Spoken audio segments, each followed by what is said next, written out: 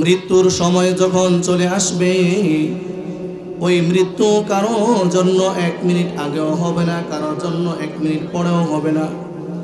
মৃত্যু এটা অবশ্যই নির্ধারিত। পৃথিবীর মধ্যে যত মানুষ যত কিছু নিয়ে ইখতিলাফ করুক না কেন, মতবিরোধ করুক না কেন, কিন্তু মৃত্যু সম্পর্কে কোনো ব্যক্তির কোনো মতানৈক্য নাই, ঠিক না?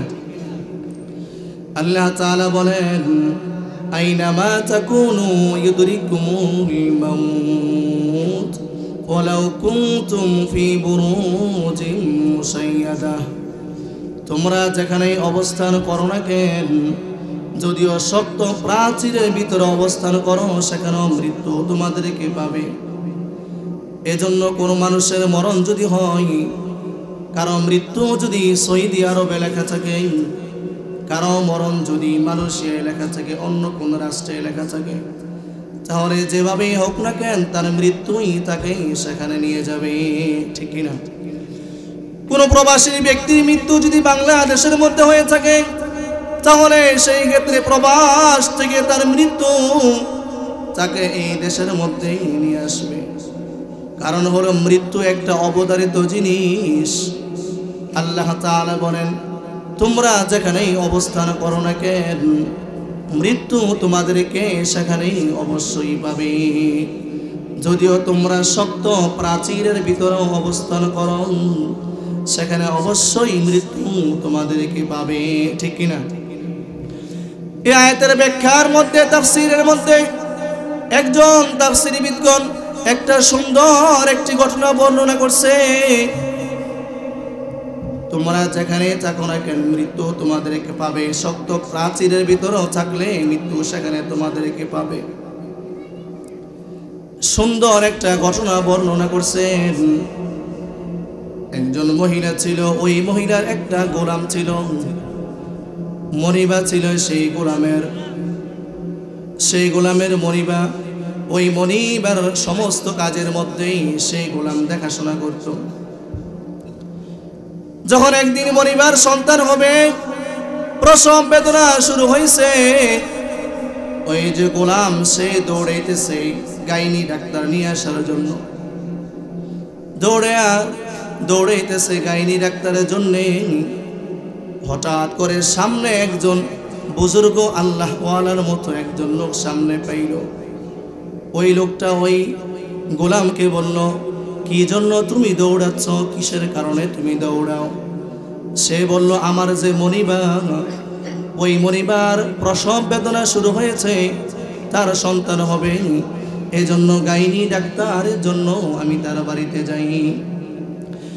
ওই যে আল্লাহওয়ালা বুজুর্গ ব্যক্তি ছিল, সেই ব্যক্তিটা ওই ব্যক্তির জন্য 3টা ভবিষ্যৎবাণী করছে। 1 নম্বর ভবিষ্যৎবাণী হলো, যেই মেয়েটা জন্মগ্রহণ করবে, ওই মেয়েটা 100 পুরুষের জীবন নষ্ট করবে। এরপরে বলল, এই মেয়েটার বিবাহ হবে একটা গোলামের সাথে। 3য় নম্বর, এই মেয়েটা মারা যাবে একটা মাকড়সার আক্রমণে। এরপরে ওই গোলাম ভাবলো, যদি এই মেয়েটা 100 পুরুষের জীবন নষ্ট করে, তাহলে এই মেয়েটাকে বাঁচাইয়া কোনো লাভ নাই। দৌড়ে গেছে, যখন ভূমিষ্ঠ হয়েছে, একটা ছুরি নিয়ে তার পেটের মধ্যে ছুরি আঘাত করল। কিন্তু রাখে আল্লাহ, মারে কি? আল্লাহ তাআলা বাঁচিয়ে রাখলে কেউ মারতে পারবে? জোরে বলে কেউ মারতে পারবে? ভাইরা, মেরে পরে সে পালাইয়া যায়। আল্লাহ তাআলা ওই মেয়েটাকে বাঁচাইছেন, ওই মেয়েটার জীবন আল্লাহ তাআলা বাঁচাইছে। ওই যে গোলাম প্রবাস জীবনে চলে গেছে, সেখানে অর্থ কুড়ি কামাচ্ছে, অনেক পরের টাকা পয়সার মালিক হয়েছে। বাড়িতে সংবাদ পাঠাইয়া দেয়, বাবার কাছে মায়ের কাছে চিঠি পাঠিয়ে দিয়েছে যে তোমরা আমার জন্য উপযুক্ত মেয়ে দেখবা। বাবা এবং মা ছেলের জন্য উপযুক্ত মেয়ে তারা খুঁজতেছে। ওই মেয়েটাকে পাইছে। ওই যে মেয়েটাকে সে ছোটবেলা ছুরিয়াঘাত করেছিল, মনে আছে কিনা ছোটবেলা? এরপরে যখন ওই মেয়ের সাথে তার বিবাহ হয়েছে, হওয়ার পরে ওই মেয়েটাকে তার স্বামী বলল, কি ব্যাপার, তোমার পেটের মধ্যে কেন সেলাইয়ের দাগ? সে মেয়েটা বলল, আমার মায়ের একটা গোলাম ছিল, ওই গোলামটা আমাকে মারতে চাইছে, কিন্তু আল্লাহ তাআলা আমাকে বাঁচাইছে। এরপরে আমার পেটের মধ্যে সিলি লাগছে। ওই যে তার মনে হয়ে গিয়েছে, ওই যে ভবিষ্যৎবাণী করেছিল তিনটা ওই যে আল্লাহওয়ালা বুজুর্গ মানুষ, সে বলল, ওই মেয়েটাকে সে বলতেছে, তুমি কি 100 পুরুষের জীবন নষ্ট করেছো কিনা? সেই মেয়েটা বলল, হ্যাঁ আমি তো 100 পুরুষের জীবন নষ্ট করেছি, ব্যভিচার করেছি, কিন্তু আল্লাহ তাআলার কাছে তওবা করছি। এরপরে সে কিন্তু গোলাম 2 নাম্বার ভবিষ্যৎবাণী করছে, এই গোলামের সাথে তার বিবাহ হবে। গোলামের সাথে তার বিবাহ হয়েছে কিনা বলেন? এরপরে 3য় নাম্বার ভবিষ্যৎবাণী করছেন, একটা মাকড়সার আক্রমণে এই মেয়েটার মৃত্যু হবে। ওই ছেলেটা এত সুন্দর প্রাচীর বানাইছে, এত সুন্দর প্রাচীর বানাইছে, কোন একটা ময়লা আবর্জনাও সেখানে থাকতে পারে না, এরকম অনেকগুলো কর্মচারী রাখছে। কিন্তু হঠাৎ করে একদিন কোত্থেকে যেন একটা মাকড়সা পড়ে ওই মেয়েটার পায়ের মধ্যে পড়ছে, সাথে সাথে মেয়েটা মাটিতে পড়ে গেছে। ওই যে ভবিষ্যৎবাণী করছিল যে এই মেয়েটার মৃত্যু হবে একটা মাকড়সার কারণে, অর্থাৎ এই তাফসীরবিদগণ বুঝাচ্ছেন এমন একটা শক্ত প্রাচীরের ভিতরে ছিল, শক্ত প্রাচীরের ভিতরে থাকা অবস্থাও ওই মেয়েটার মৃত্যু থেকে কেউ বাঁচাতে পারে নাই, ঠিক কিনা? আইনামা তাকুনু ইউদরিকুমুল মাউত ওয়ালাউ কুনতুম ফি বুরুজিম মুশাইয়াদা। আল্লাহ তাআলা বলেন, তোমরা যেখানেই অবস্থান করো না কেন, যদিও শক্ত প্রাচীরের ভিতরে থাকো, মৃত্যু সেখানে তোমাদেরকে অবশ্যই পাবে, ঠিক কিনা? এজন্য মৃত্যু যে হয়, মৃত্যু 2টা ধাপ রয়েছে। কয়টা? 2টা বিষয় রয়েছে। একটা হলো বদকারের মৃত্যু, আল্লাহ তাআলা নাফরমানের মৃত্যু, আরেকটি হচ্ছে নেককার ব্যক্তির মৃত্যু।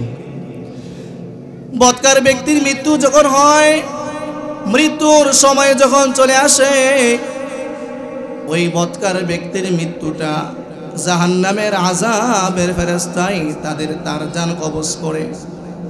জাহান্নামের আযাবের ফেরেশতা ওই ব্যক্তির কাছে যায়, গিয়া বলে, তুমি ভিতর থেকে বের হয়ে আমাদের কাছে চলে আসো। তাদের হাতে তারা জাহান্নাম থেকে দুর্গন্ধময় ময়লাযুক্ত কার্পেট নিয়ে আসে। ওই ব্যক্তিকে বলতে থাকে, তুমি ভিতর থেকে বের হয়ে আসো, আত্মা তুমি বের হয়ে আসো।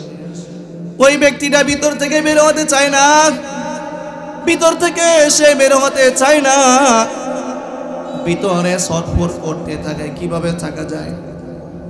কিন্তু মালাকাল মাউত আজরাইল তাকে, ফেরেশতারা তাকে এরকম ভাবে টান দিবে, কিরকম পরিস্থিতি হয়ে যাবে। আল্লাহর রাসূল বলেন, কোন একটা আংটার মধ্যে যদি কোনো একটা কাপড় আটকা পড়ে যায়, ওই কাপড়টাকে টান দিয়ে ছিঁড়ে ছিঁড়ে বের করতে হয়, ঠিক কিনা? এরকম ভাবে ওই আল্লাহ তাআলার নাফরমানি করছে এমন ব্যক্তির মৃত্যু এমন ভাবে হবে, ওই ব্যক্তির আত্মাকে এমন জোরে টান দেওয়া হবে, মনে হবে যেন ভিতরে সমস্ত হাড্ডি গুড্ডিগুলো ভেঙে চুরমার হয়ে যায়। জোরে বলো নাউজুবিল্লাহ। ভাইরা আমার, এরপরে ওই ব্যক্তির আত্মাকে নিয়ে তারা আসমানে উঠতে থাকবে। প্রথম আসমানের ফেরেশতারা বলবে, না, তার জন্য আসমানে গেট খোলা হবে না, তার জন্য আসমানে গেট খোলা হবে না, কারণ সে নেককার নয়, সে হলো আল্লাহর নাফরমান। প্রথম আসমান গেট খুলে না, দ্বিতীয় আসমান গেট খুলে না, এরকম কোনো আসমান তার জন্য গেট খুলবে না। অবশেষে বলা হবে তাকে নিক্ষেপ করো জমিনের মধ্যে, তার কবরের মধ্যে, তার কবরের সাথে জাহান্নামের যোগাযোগ করে দাও। জোরে বলো নাউজুবিল্লাহ। দ্বিতীয় যে ব্যক্তি নেককার হবে, যে ব্যক্তি আল্লাহওয়ালা বুজুর্গ হইবে, যে ব্যক্তি আল্লাহ তাআলার রাহে জীবন চালাইয়া দিয়েছে, ওই ব্যক্তির মৃত্যুটা কিভাবে হয়ে যাবে? জান্নাতের ফেরেশতারা আসবে, আসার পরে বলবে তুমি হে পবিত্র আত্মা তুমি বের হয়ে যাও। সুবহানাল্লাহ বলে। ওই ব্যক্তির সামনে জান্নাত দেখানো হবে। ওই ব্যক্তিরা বলবে এটা তো আমার বাড়ি, এটা আমার বাড়ি, এটা আমার ঠিকানা, তাড়াতাড়ি আমার জানটা বের করে আমার বাড়িতে প্রবেশ করাও। সুবহানাল্লাহ। আল্লাহ রাসূল বলেন ওই ব্যক্তিটার জান কিভাবে কবজ করা হবে? ওই নেককার ব্যক্তির জান কত সুন্দর করে কবজ করা হবে। আল্লাহ নবী বলেন কোন একটা মাটির কলসের মধ্যে যদি পানি রাখা হয়, ওই মাটির কলসের পিছন দিক দিয়ে যদি ছিদ্র করে দেওয়া হয়, পানি যেরকম সুন্দর করে অনায়াসে পড়তে থাকবে, এরকম ওই নেককার ব্যক্তির মৃত্যু এত সুন্দর করে তার আত্মাটা শরীর থেকে বের হয়ে আসবে। সুবহানাল্লাহ বলেন। ভাইয়েরা আমার, পরে জান্নাতের ফেরেশতারা ওই ব্যক্তির আত্মাটাকে জান্নাত থেকে যে একটা তারা কাপড় নিয়ে আসছে ওই কাপড়ের মধ্যে রাখবে। রাখার পরে তারা প্রথম আসমানে যাবে। প্রথম আসমানের গেট এই ব্যক্তির জন্য খুলে দেওয়া হবে। সুবহানাল্লাহ বলেন। প্রথম আসমানে ফেরেশতারা বলবে আহলান সাহলান মারহাবান, তোমার জন্য শুভ আগমন, তোমার জন্য, তুমি যেহেতু আল্লাহর রাহে তোমার জীবন ব্যয় করছো, তোমার জন্য জান্নাত, তোমার জন্য প্রথম আসমানের গেট আমরা খুলে দিলাম, স্বাগতম, তোমার জন্য স্বাগত।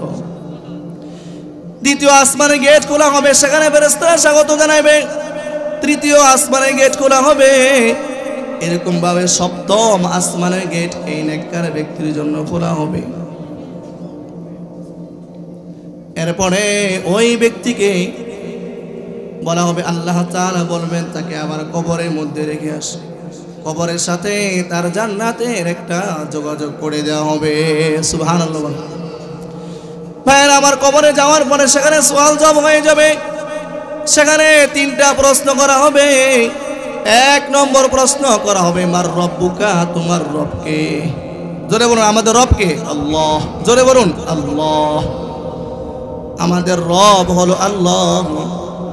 যদি ওই ব্যক্তি নেককার হয়ে থাকে, আল্লাহ তাআলার রাহে তার জীবন ব্যয় করেছে, আল্লাহ তাআলা হুকুম মাইনা দুনিয়ার মধ্যে সে চলছে, তাহলে সে ব্যক্তি বলবে রব্বি আল্লাহ। জোরে বলুন আল্লাহ। বলবে আমার রব হলো আল্লাহ। দ্বিতীয় প্রশ্ন করা হবে ওমা দীনুকা, তোমার দিন কি, তোমার ধর্ম কি, তুমি পৃথিবীতে থাকা অবস্থায় কোন ধর্মে তুমি ছিলা? যদি সেই ব্যক্তি ইসলামের উপর অটল থাকে, অবিচল থাকে, ইসলাম অনুযায়ী তার জীবনকে সে সাজাইছে, তাহলে সে বলবে দীনি আল ইসলাম। সুবহানাল্লাহ বলেন। আমার ধর্ম হলো ইসলাম। তৃতীয় প্রশ্ন করা হবে, আল্লাহর রাসূলের দিকে ইঙ্গিত করে বলা হবে ওমা হাদার রাজুল আল্লাযী বুইসা ইলাইকুম, ওই ব্যক্তিটাকে, যে ব্যক্তিকে তোমাদের কাছে পাঠানো হয়েছে। সুবহানাল্লাহ বলুন।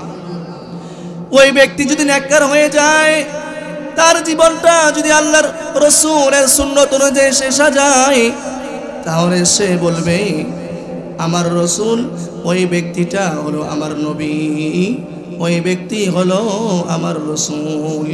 ওই ব্যক্তি যদি প্রত্যেকটা কাজে কাজে আল্লাহর রাসূলের সুন্নতকে ফলো করেন, তাহলে সে বলতে পারবে তিনি হলেন আমাদের রাসূল, আখিরি নবী, আখিরি পয়গম্বর, বিশ্ব নবী হযরতে মুহাম্মদুর রাসূলুল্লাহ। জোরে বলুন সাল্লাল্লাহু আলাইহি ওয়াসাল্লাম। ভাইরা আমার, কবরের মধ্যে মানুষ যাবে, কবরের মধ্যে শুধু অন্ধকার আর অন্ধকার। কবরের মধ্যে আলোর দরকার আছে কি নাই? আসেনি? আমরা চাইনি কবরের মধ্যে আলো হোক, চাই আমরা কবরের শাস্তি মাফ হোক, আমরা চাই কিনা? দুইটা আমল করতে হবে। কয়টা আমল? এক নম্বর আমল, এশারের নামাজের পরে সূরাতুল মুলক পাঠ করবে।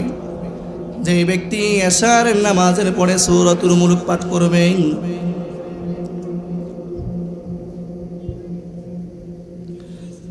মৃত্যুর পরে যখন ওই ব্যক্তি কবরে যাবে, কবরে যাওয়ার পরে ওই সূরাতুল মুলকটা একটা পাখি হয়ে যাবে। সুবহানাল্লাহ বলে। তার মাথার দিক থেকে যদি আযাবের ফেরেশতারা শাস্তি দিতে আসে, ওই সূরাতুল মুলকটা পাখি হয়ে মাথার সামনে দাঁড়াবে। সে বলবে, আমি হলাম সূরাতুল মুলক, যদি তোমরা এই ব্যক্তিকে শাস্তি দিতে চাও তাহলে প্রথমে আমার উপরে তোমরা আঘাত করো। এরকম ভাবে কোনো দিক থেকে সে তাকে আঘাত করতে পারবে না। এই সূরাতুল মুলকটা তাকে শাস্তি থেকে বাঁচাবে। আরেকটা আমল হলো আসসালাতু নূরুন, আসসালাতু নূরুন, নামাজ এটা নূর হয়ে যাবে। যে ব্যক্তি 5 ওয়াক্ত নামাজ আদায় করবে, আল্লাহ তাআলা ওই ব্যক্তিকে 5টা পুরস্কার দান করবেন। সুবহানাল্লাহ বলেন। কয়টা পুরস্কার? 1 নম্বর পুরস্কার হলো পৃথিবীর মধ্যে থাকা অবস্থায় ওই ব্যক্তির রিজিকের অভাব হবে না।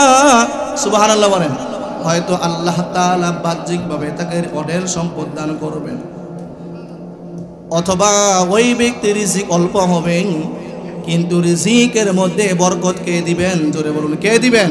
আল্লাহ। 2 নম্বর পুরস্কার দান করা হবে, কবরের মধ্যে আল্লাহ তাআলা কবরের আযাব মাফ করে দিবেন।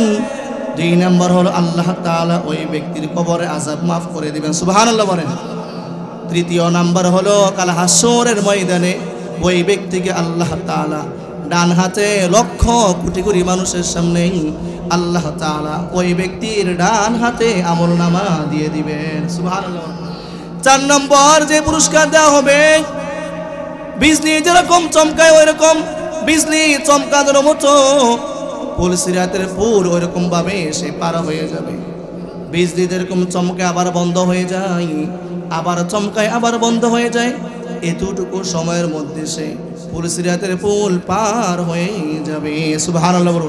5 নম্বর পুরস্কার দেওয়া হবে, যেই ব্যক্তি 5 ওয়াক্ত নামাজ আদায় করবে, 5 নম্বর পুরস্কার ওই ব্যক্তিকে আল্লাহ তাআলা বিনা হিসাবে জান্নাত দান করবেন। সুবহানাল্লাহ বলুন। এজন্য আমরা এই 5টি পুরস্কার পাইতে রাজি আছে কিনা বলেন? রাজি আছি তো ইনশাল্লাহ। এজন্য নামাজ পড়তে হইব না, নাকি না? পড়তে হইব, নামাজ পড়তে হবে।